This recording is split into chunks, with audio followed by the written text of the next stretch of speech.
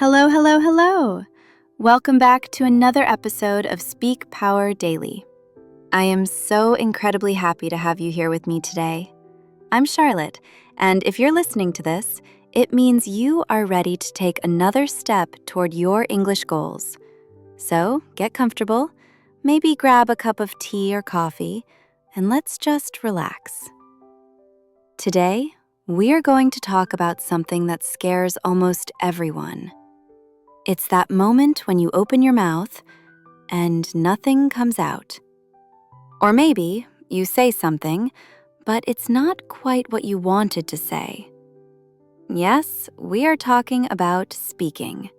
Specifically, how to practice speaking English when you feel nervous, or maybe when you don't have anyone to talk to. You know, I often compare learning English to learning how to swim. You can read every book in the library about swimming. You can watch videos of Olympic swimmers. You can study the physics of water. But, my friends, until you actually jump into the pool and get wet, you are not swimming. You are just thinking about swimming. Speaking English is exactly the same. You can know all the grammar rules. You can have a vocabulary list as long as your arm. But if you don't open your mouth and use those muscles, the words stay locked inside your head. And let's be honest, it is very crowded in there. We need to let those words out. I know what you are thinking, but Charlotte, I don't want to make mistakes. I sound silly.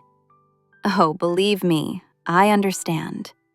It feels like walking on a stage with a spotlight on you. You feel vulnerable. But here is a little secret. Mistakes are not your enemy. Mistakes are just proof that you are trying. Every time you stumble or use the wrong verb tense, you are actually learning much faster than the person who stays silent. In this episode, we are going to explore some really fun, simple, and effective ways to practice speaking. We aren't going to worry about being perfect. We are going to focus on being active. We want to move from studying English to living English. It doesn't matter if you are alone in your room, driving your car, or taking a shower. There are opportunities everywhere. So, are you ready to jump into the pool with me? The water is fine, I promise. Let's take a deep breath, shake off the nerves, and start unlocking that powerful voice of yours.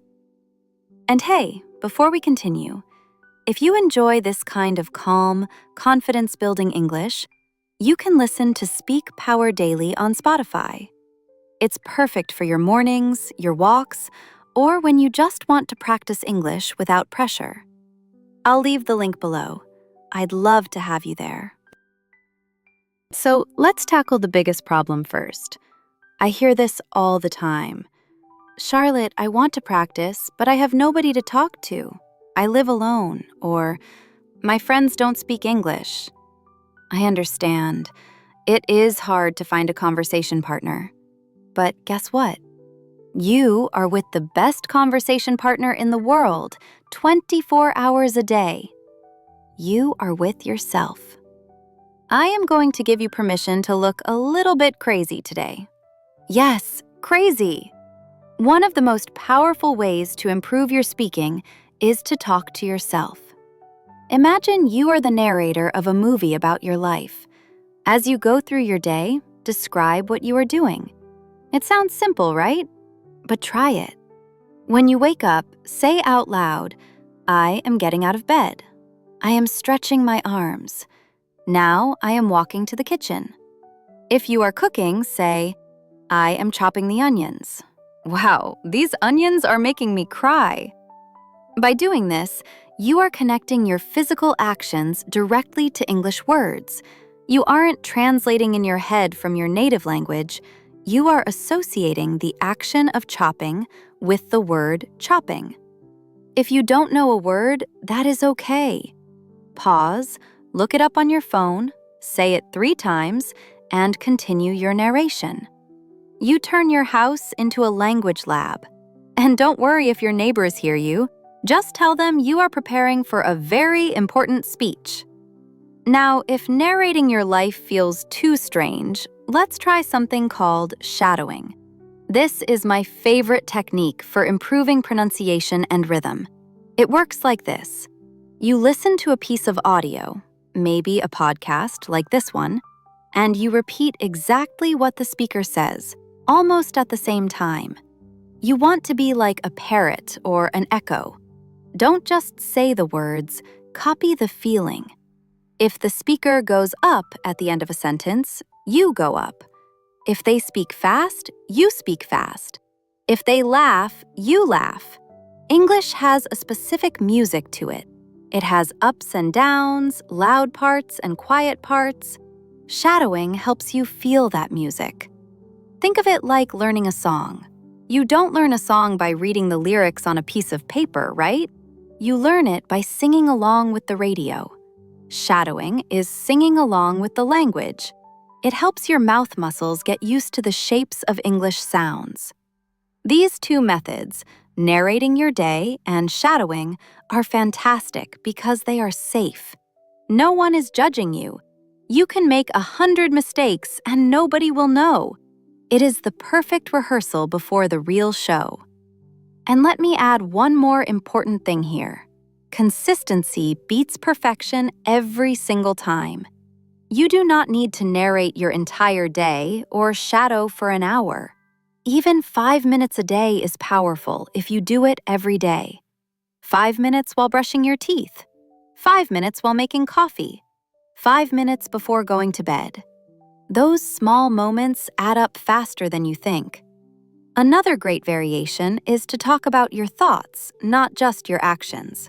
For example, you can say, "I'm feeling a little tired today, but I still want to do my best." Or, "I'm nervous about tomorrow, but I know I can handle it."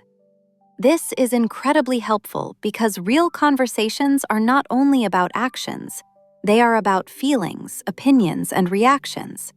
When you practice this alone, your brain learns how to express emotions in English without freezing. You can also give yourself mini challenges. One day, focus only on the past. Yesterday, I woke up late, but I still managed to finish my work. Another day, focus on the future. Tomorrow, I am going to study English for 20 minutes, and I am going to be proud of myself. This trains your brain to switch tenses smoothly, something many learners struggle with. And remember, your voice matters. Even if your accent is strong, even if you make mistakes, every time you speak out loud, you are teaching your brain that English is not something to be afraid of. It is something you use. Confidence does not come before speaking. Confidence comes from speaking. So today, give yourself permission to speak badly, to sound funny, and to be imperfect. Because that is exactly how fluent speakers are made. One whispered sentence, one narrated action, and one brave, shadowed phrase at a time.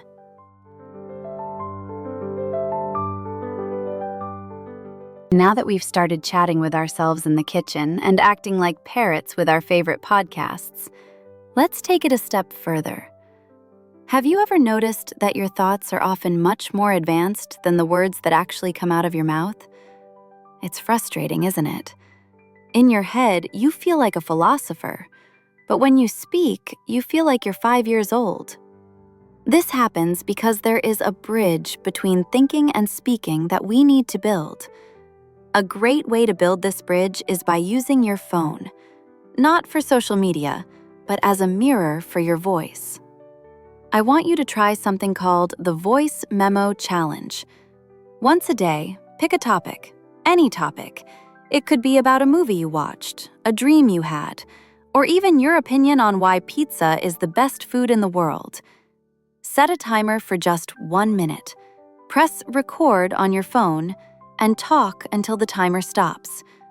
Don't stop to correct yourself, and don't worry about grammar. Just keep the river of words flowing. When you're finished, listen to the recording. This is the part where most people cringe. We often hate the sound of our own voices, but I promise it's a goldmine of information. You'll hear things you didn't notice while speaking. Maybe you'll realize, oh, I keep saying or every 3 seconds. Or, I forgot to put the S on my verbs. This isn't about being self-critical. It's about being a detective. You're looking for clues on how to get better. Another fun trick is to use fillers like a native speaker. When we don't know a word in our own language, we don't usually just freeze and stare blankly into space. We say things like, actually, you know, or the thing is. Using these small phrases in English gives your brain a few extra seconds to find the right word. It makes you sound much more natural and fluent. Instead of a long, awkward silence that makes you feel nervous, you use a filler to keep the rhythm going. It's like a musician playing a few soft notes while they remember the next part of the song. It keeps the performance alive. Remember, speaking is a physical skill. Just like going to the gym, you can't lift the heaviest weights on the first day. You start small. You record 1 minute today, maybe 90 seconds next week. Slowly but surely, that bridge between your thoughts and your voice becomes stronger and shorter. You'll find that the words don't have to travel so far to reach your lips. We have spent some time practicing in the safety of our own homes, which is wonderful for building confidence. But eventually, we have to step out of the training gym and into the real world. I know. This is the part where the butterflies in your stomach start doing a nervous dance. But let me tell you something. The world is much kinder than you think. When you finally get the chance to speak with another human being, your goal should not be accuracy.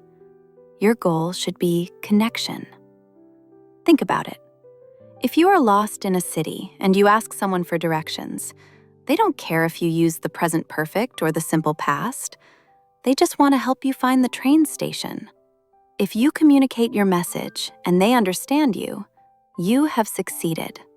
That is a 100% victory. One of my favorite ways to find these low-pressure speaking opportunities is through the power of the internet. There are so many language exchange communities where people are in the exact same boat as you. They are nervous, they are learning, and they are looking for a friendly face. When you talk to another English learner, the pressure disappears because you both understand the struggle. It's like two people learning to ride a bike together. You might both wobble a bit, but you're having fun and moving forward. If you're feeling a bit more adventurous, try joining an online hobby group that speaks English. Whether you love photography, gaming, or cooking, talk about the hobby, not the language. When you are excited about a topic, you forget to be afraid of your English. Your passion takes the driver's seat, and your fear sits in the back. You'll find yourself explaining why a certain camera lens is great, or how to bake the perfect loaf of bread. And suddenly, you've been speaking for 10 minutes without even thinking about grammar. And here is a little tip for when you feel stuck in a conversation. Ask questions. Being a good speaker actually involves being a great listener. If you get lost, just say, "That's interesting. Can you tell me more about that?" Or, "What do you mean by?" This keeps the conversation flowing and gives you a moment to breathe and listen to how the other person uses the language. You don't have to be the loudest or fastest person in the room to be a great communicator. You just have to be present and willing to try. Every conversation, even the short ones with a cashier or a quick hello to a neighbor, is a deposit in your fluency bank. Small coins add up to a big fortune over time. As we come to the end of our time together today, I want you to take a moment to look back at how far you've already come. You see, the secret to speaking English fluently isn't a hidden book or a magic pill. It is simply the courage to keep going. It is the decision to wake up tomorrow and talk to your toaster, to record that 1-minute voice memo, or to say hello to a stranger online. I want to leave you with a metaphor that helps me whenever I feel overwhelmed. Learning to speak a language is a lot like growing a garden. You can't just plant a seed and shout at it to grow faster. You can't force the flowers to bloom on the first day. All you can do is give it a little bit of water, a little bit of sunlight, and a lot of patience. Your English is that garden. Every time you practice, you are watering it. Every time you listen to a podcast or learn a new phrase, you are giving it sunlight. One day, you'll be in the middle of a conversation and you will suddenly realize, wait a minute, I'm doing it. I'm speaking. It won't feel like a miracle. It will feel like a natural result of all those small daily efforts. You won't be thinking about the rules. You'll just be sharing your thoughts, your jokes, and your stories. Please, be kind to yourself. On the days when the words feel heavy and your tongue feels tied, remember that even native speakers stumble. We forget words, we lose our train of thought, and we definitely make mistakes. Perfection is a myth, but progress is very real. And progress is what we are celebrating here today. I am so proud of you for showing up, for listening, for caring about your growth. You have a unique voice, and the world deserves to hear it. Don't let fear keep your ideas locked away. Speak them out loud, even if they are imperfect. Especially if they are imperfect, because that is how you find your power. Thank you so much for spending this time with me on Speak Power Daily. It has been a true joy to share these tips with you. Go out there today, be a little bit crazy, talk to yourself, shadow a song, and most importantly, keep your head high. You are doing amazing work. Until next time, keep practicing, keep smiling, and keep speaking your power. I'm Charlotte, and I'll be right here waiting for you in the next episode. Bye for now.